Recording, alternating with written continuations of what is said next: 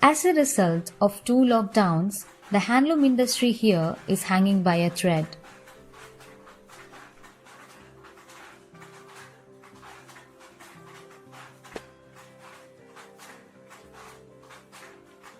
Its lifeline are weavers like 69-year-old Rajendran and his son Abhilash Rajendran, who are determined to keep their weaving heritage ticking.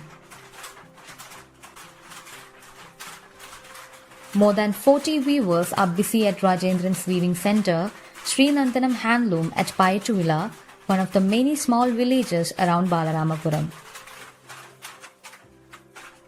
Heir to a more than 75-year-old legacy, Rajendran's is one of the few places in this area that is weaving with the real gold-covered cassava this year.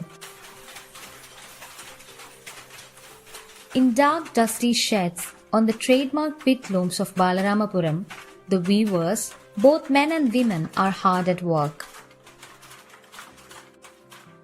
They weave fine unbleached cotton cloth with gold borders, transforming them into beautiful dhotis, traditional Kerala set munda and Kerala sarees. The labor-intensive weaving of cream and gold cassava or cream and coloured borders known as kara goes through several processes over many weeks before it reaches retail stores.